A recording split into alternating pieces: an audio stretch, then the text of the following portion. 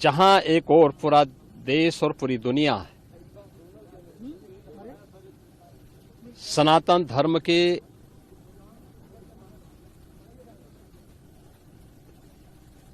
इस सबसे बड़े आयोजन का साक्षी बनकर के गौरव की अनुभूति कर रहा है, प्रफुल्लित है,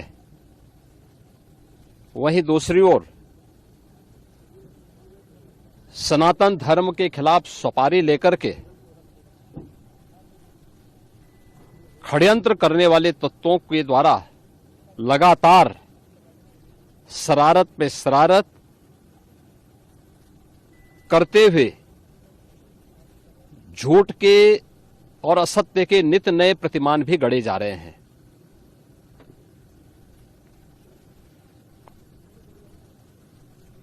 भारत के संसदीय लोकतंत्र की सबसे और सर्वोच्च संस्था देश की संसद में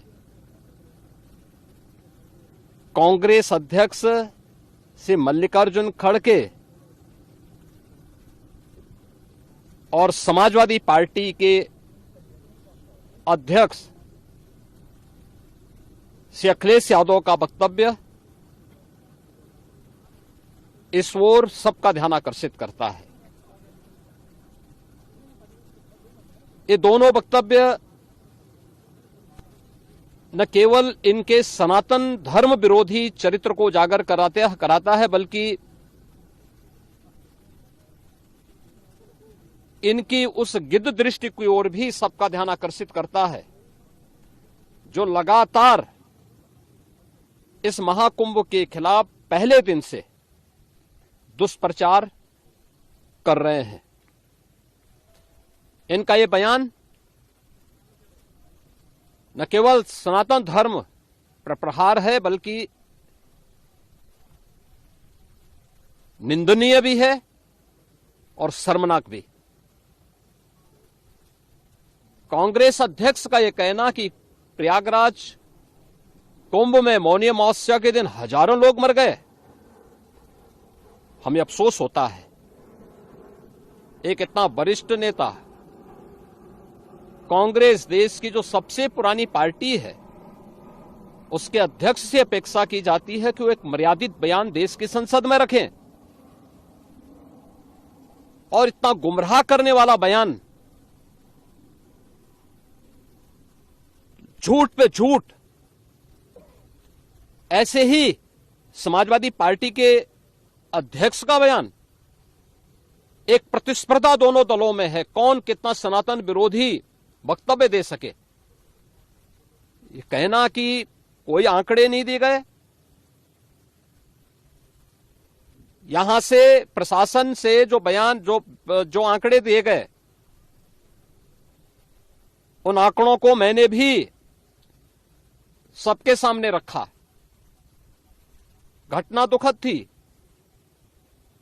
हर व्यक्ति दुखित था, और जितने क्विक रिस्पांस से मेला प्रशासन, police, NDRF, SDRF, civil defence, इन सब ने मिलकर के घायलों को हॉस्पिटल पहुंचाने का काम किया, अपने आप में एक मिसाल है।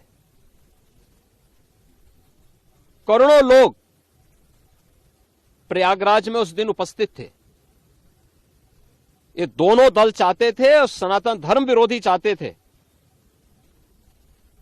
कि बड़ा हादसा हो जाए। हमारी पहली प्राथमिकता थी कि किसी भी स्थिति में इसको हम जीरो हादसे तक लेके जाएं, लेकिन दुर्भाग्यपूर्ण तरीके से घटना घटित हुई। लेकिन जितने क्विक रिस्पांस से प्रशासन ने और सभी संबंधित संस्थाओं ने कार्य लेकर के उन्हें हॉस्पिटलाइज किया, उसमें कुछ लोग उस हादसे के शिकार हुए, वह दुखद है। उन सभी परिवारों के प्रति हम लोगों ने अपनी संवेदना भी व्यक्त की और उसके लिए कुछ आर्थिक मुआवजा भी घोषित किया। यद्यपि किसी व्यक्ति की कमी मुआवजे से नहीं हो सकती, लेकिन तब भी हम लोगों ने एक प्रयास किया, घायलों का प्रॉपर उपचार कराया। वे सभी घायल आज भी कुछ प्रयागराज मेडिकल कॉलेज में हैं, बाकी अपने परिवार के सदस्यों के साथ चले गए हैं मैंने भी, मेरे साथ मेरे मंत्रियों ने भी, प्रशासन ने भी, प्रदेश के मुख्य सचिव ने भी, प्रदेश के डीजीपी ने भी उन सभी लोगों से मुलाकात की थी।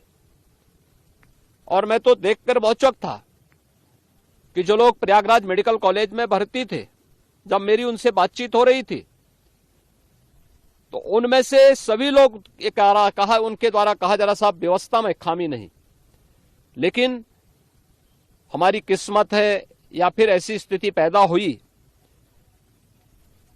और उनके सभी पहलुओं को लेकर के सरकार भी जांच करा रही है और उसके लिए एक न्यायिक कमीशन भी हमने तत्काल गठित किया है। लेकिन हमारी पहली प्राथमिकता थी कि जो ये लगभग 8 से 9 करोड़ लोग प्रयागराज में उपस्थित हैं, इन्हें सुरक्षित उनके घरों के लिए वापस भेजना। इन दोनों दलों और सनातन धर्म विरोधी उन सभी लोगों के वक्तव्य, जो लोग ये गुमराह करने वाले वक्तव्य दे रहे हैं कि लाखों लोगों ने स्नान नहीं किया, सरासर गुमराह करने वाला है। ये वक्तव्य देना कि कोई अमृत स्नान या साय स्नान नहीं हुआ, ये भी गुमराह करने वाला वक्तव्य है और सनातन धर्म की अवमानना ही नहीं, बदनाम करने की साजिश का एक हिस्सा है। कोई परंपरा बाधित नहीं हुई। मौनी अमावस्या का स्नान पहले दिन सायंकाल 7:30 बजे से प्रारंभ हो गया था और अगले दिन पूरे दिन भर देर सायंकाल तक मौनी अमावस्या का मुहूर्त था। स्वाभाविक रूप से अखाड़ों ने हादसे के तत्काल बाद मेला प्राधिकरण के साथ बातचीत करके अपने स्नान को स्थगित किया था कुछ देर के लिए। और फिर जब मेरी उनसे बातचीत हुई दोपहर के बाद, सभी अखाड़े और पूज्य संतजन, आचार्य महामंडलेश्वर, वे इस स्नान का हिस्सा बने और वही परंपरागत तरीके से सभी स्नान भी हुए। इस महाकुंभ में 3 अमृत स्नान थे, मकर संक्रांति, मौनी अमावस्या और बसंत पंचमी। इन तीनों में